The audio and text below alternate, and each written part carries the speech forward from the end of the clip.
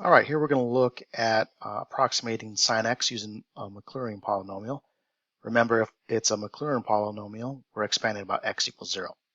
So in previous example, we found that sine of x, if we expand about x equals 0, will be x minus x cubed over 3 factorial plus x to the 5th over 5 factorial minus x to the 7th over 7 factorial plus dot, dot, dot.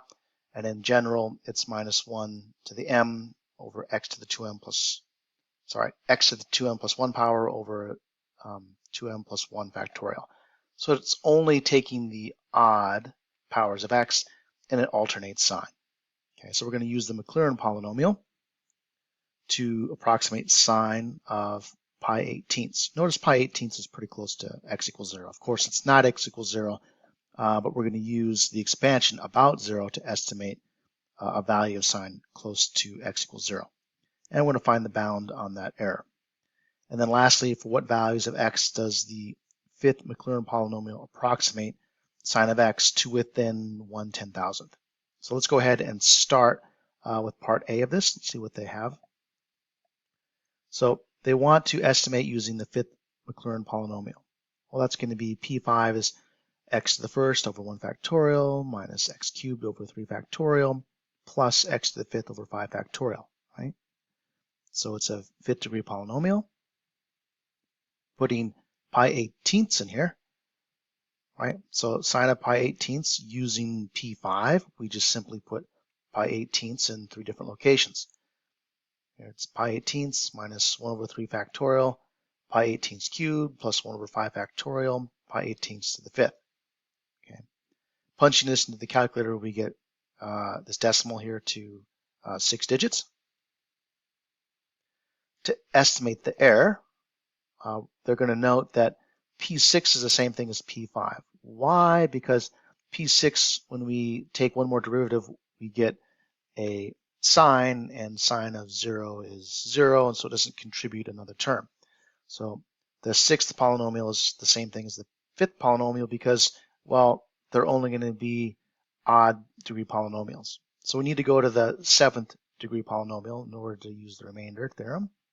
So we'll estimate a bound on R6 when we go to the 7th.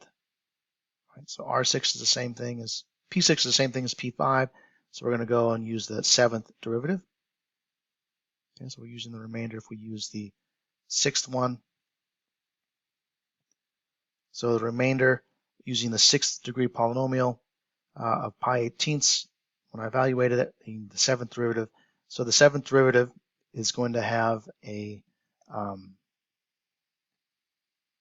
sign in it and the absolute value. So right, the largest the sign can take is going to be between -1 and +1, right? These are trig functions, sine and cosine. So this is going to be bound by 1.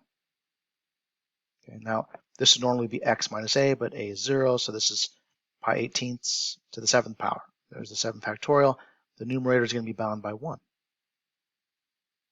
Okay, so here the error is going to be bound by 1 over 7 factorial times pi 18ths to the 7th power, which is 9.8 times 10 to the minus 10. Even if I bump this to 10 times 10 to the minus 10, it's going to be within a billionth using just the fifth Maclaurin polynomial.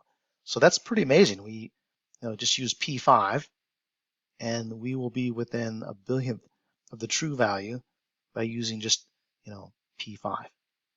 All right, the second part of this, we need to find, let's go back and look at the question. For what values of x does the fifth Maclaurin polynomial, that's this one, approximate sine x to within 1/10,000th?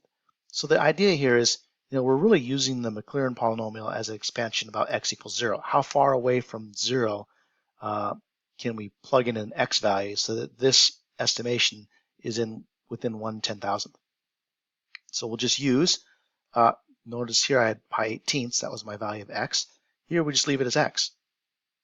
Right, so 1 over 7 factorial, x to the 7th, we want that less than or equal to 1/10,000th.